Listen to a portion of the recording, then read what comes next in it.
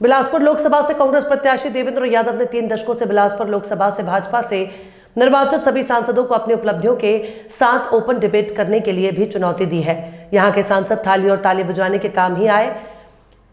भिलाई से बिलासपुर जाकर चुनाव लड़ना मेरे लिए गौरव की बात। मोदी की गारंटी का कोई भी असर देखने को नहीं मिल रहा है। चुनौती ऐसी है कि चुनौती कांग्रेस के कार्यकर्ताओं ने इसको स्वीकार किया और बूथ बूथ में कांग्रेस की लड़ाई लड़ रहे हैं। मीडिया के हमारे सम्मानित साथियों को मेरा प्रणाम।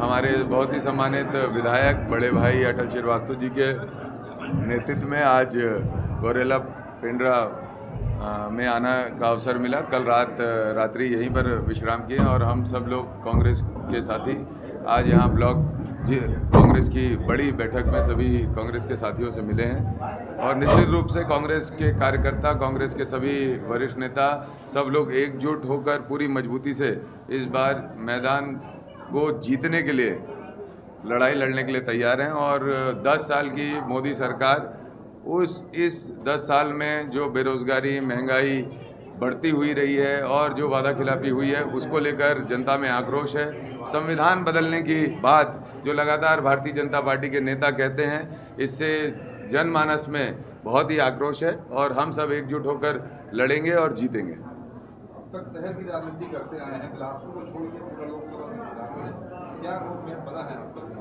देखिए, हमारे कांग्रेस का संगठन सभी जगह बहुत मजबूत खड़ा हुआ है। हर गांव पंचायत स्तर पर हमारे जो कांग्रेस के नेता हैं, कार्यकर्ता हैं, उन लोग अपनी जिम्मेदारियों को लगातार जनता के बीच में निभाते हैं और संगठन, कांग्रेस के नेता सब मिलकर चुनाव लड़ेंगे और हम इस बार परिणाम बिलासपुर में देंगे। 3 दशक हो गए भारतीय जनता पार्टी के सांसद को बनते हुए।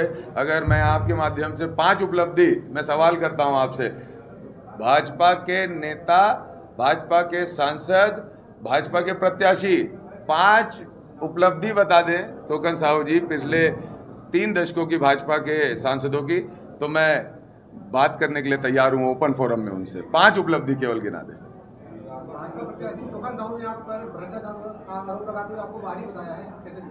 वो तो बिलासपुर के लोग उनको भी बाहर ही बोलते हैं, बोले बिलासपुर से लेना देना नहीं है। ये सब बातें हैं। उनसे एक सवाल और पूछेगा आप मेरी तरफ से, वो कोरबा से जो जिनको भारतीय जनता पार्टी लड़ा रही है वो कहाँ से? विधानसभा चुनाव के बाद 3 प्रत्याशियों पर एफआईआर हुई, क्या ये एफआईआर कितना प्रभाव डालेंगी? देखिए, ऐसा है कि जो एफआईआर की गई है उसको अगर कानूनी तरीके से देखें तो सबसे पहले तो मेरा ये सवाल है कि क्या किसी लोक सेवक के ऊपर एफआईआर करने के पहले जो कानून कहता है कि राज्यपाल से उसकी सहमति लेना चाहिए, तो मेरा पहला सवाल है कि क्या राज्यपाल से सहमति की गई? और जो आधार लोक सेवकों पर एफआईआर करने का था वो आधार में क्या और विधायकों का नाम था क्या जो भारतीय जनता पार्टी में ज्वाइन कर गए? जो भारतीय जनता पार्टी में ज्वाइन कर गए, क्या नाम था वो सांसद का जो चुनाव, चिंतामणि महाराज, उनको लोकसभा, उनको वॉशिंग मशीन में डाल के क्लीन कर दिया, लोकसभा का प्रत्याशी बना दिया और जिसको डराना था, दबाना था, उसके ऊपर एफआईआर कर दिया। जनता सब जानती है। और ये ईडी और ये सब के लड़ाई में बहुत समय से लड़ रहा हूँ और कभी हेठा नहीं खाया हूँ। मैं आपको बता रहा हूँ, निष्पक्ष रूप से लड़ाई लड़ रहे हैं और कहीं हम हमारे संविधान पे विश्वास करते हैं, लोकतंत्र पे विश्वास करते हैं, न्यायपालिका पे विश्वास करते हैं।